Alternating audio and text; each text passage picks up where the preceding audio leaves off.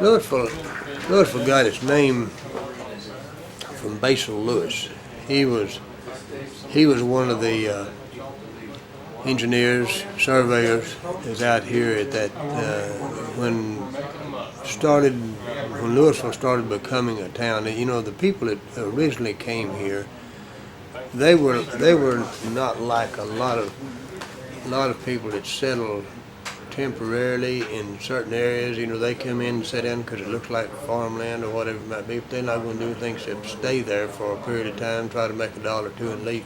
The people that first came here, they had determined for some reason or another that this particular area was where they wanted to be home. And one of the things, if you do a little history reading, it indicates that some of the first things they did was building churches and schools, and which indicate they're going to stay here. And all of these people,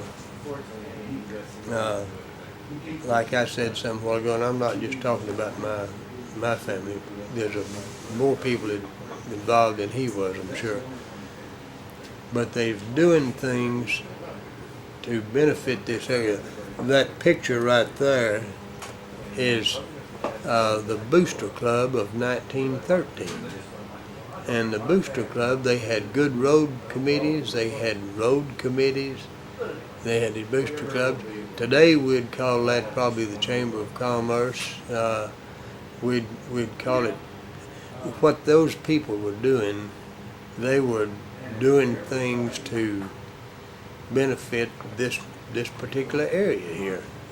And Lewisville stayed pretty much the same size up until they moved over where we are now in 1881. In 1881 is when they built the railroad down here, and the town moved, or the businesses started developing in this area, actually closer to the railroad down there than we are now. And they stayed down there until the first flood of the Trinity River, and it like to washed everything out, then moved up to where we are now. But we stayed pretty much the same size. We had a lot of agricultural type stuff here then. We had a lot of gins in the area.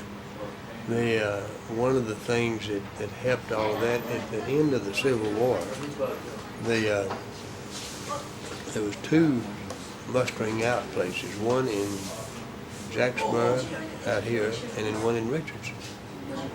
And from place to place was about a day's ride.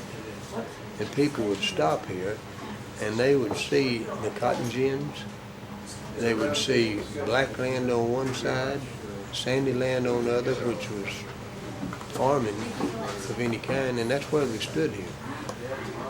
And town started developing a little bit then agriculturally, but when we really jump started was in the 50s.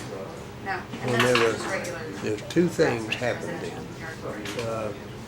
One was they started building a lake out there in '49, and that was something that we didn't know anything about something like that. They completed it in 56, 57, in that range there.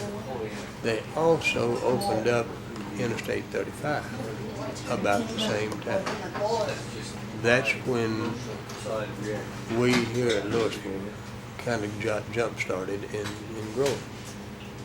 A lot of or some of the employees from not only the lake construction but the road construction, they stayed here. You're close enough to Dallas where you get the benefit of the city, but also the benefit of a rural area living there in Lewisville.